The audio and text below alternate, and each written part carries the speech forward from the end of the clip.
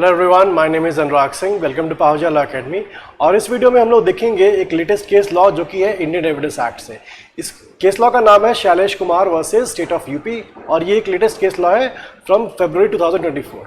इस case law में हम लोग को देखना है कि जब भी सीआरपीसी में कोई भी इन्वेस्टिगेशन पुलिस करती है तो वहां पर वो एक केस डायरी मेंटेन करती है। अंडर सेक्शन 172 ऑफ सीआरपीसी याद रखना, police officer has to maintain a case diary, ठीक है, जिसको कभी कभी इन्वेस्टिगेशन डायरी भी कहते हैं, case diary. Now the purpose of a case diary is for the investigating officer to have a memory of or the recollection of all the events that have been happening during the course of the investigation, ठीक है। Case diary का purpose क्या है? Investigating officer की अपनी memory के लिए होती है कि उसने वो किस विटनेस से मिला, किस विटनेस ने क्या स्टेटमेंट दी, उसको क्या क्लू मिला, कैसे उसने इन्वेस्टिगेशन के अगले स्टेज पे गया और उसे क्या चीजें कनेक्टिंग दिख रही थी और कैसे उसमें सारी चीजें वो मेंशन करता है अपनी केस डायरी में, ठीक है। नाउ याद रखना कि हर एक इन्वेस्टिगेशन में police officer maintains the case diary. Purpose is for his personal memory, ठीक है। अब याद रखना कि एक पुलिस ऑफिसर एक टाइम पर एक ही केस नहीं इन्वेस्टिगेट कर रहा होता, वो कई सारे केस को इन्वेस्टिगेट कर रहा होता है वहां पर, ठीक है। तो अगर मान लो कि एक पुलिस ऑफिसर ने कई सारे केस इन्वेस्टिगेट किए हैं और वो केस में उसको फ्यूचर में जब हियरिंग हो रही है कोर्ट में, वहां पर उसे बुलाया जाता है किसी केस के बारे में कोई एविडेंस देने के लिए, कोई स्टेटमेंट देने के लिए, ठीक है।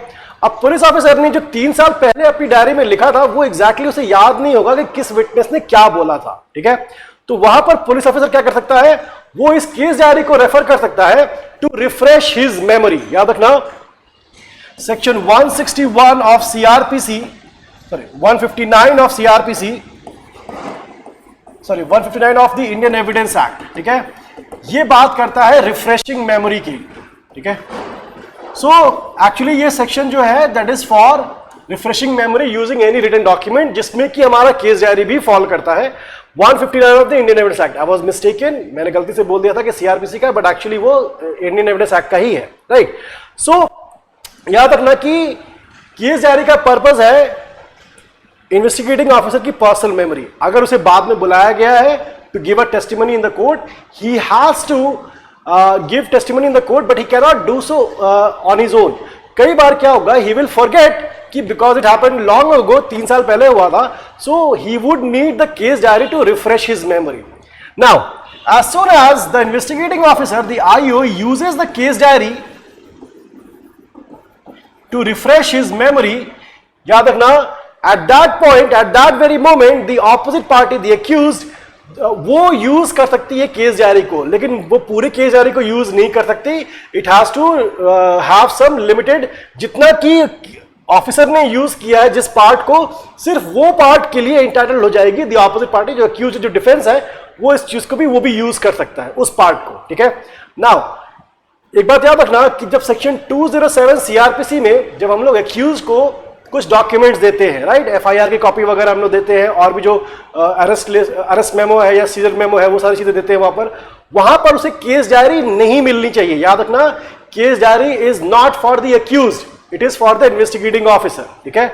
अब इन्वेस्टिगेटिंग ऑफिसर जो है, जब वो 159 में अपनी मेमोरी को रिफ्रेश करता है, वहां पर फिर सेक्शन 161 में the defense or the opposite party gets a right to use that part of the case diary which was referred to by the investigating officer.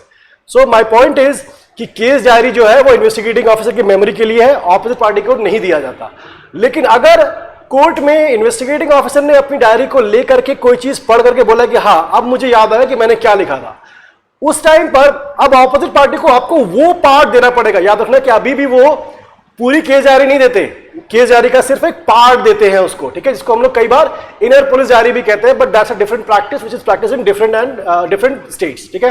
सो याद रखना कि इस केस में जो केस हमारा देख रहे हैं Shailesh Kumar versus state of UP में, इसी चीज को डिस्कस किया गया था कि section 159 of the Indian Evidence Act, 161 of the Indian Evidence Act and then 172 of CrPC और इसके साथ ही 145 जो कि है ना कॉन्ट्रडिक्शन के लिए, ठीक है। तो इसका भी यूज, इन सारे चीजों का जो इंटरप्ले है इन सारे सेक्शंस का, उस चीज का प्रॉपर यूज और प्रॉपर कॉन्टेक्स्ट क्या होना चाहिए, वही इस केस में समझाया गया था, ठीक है।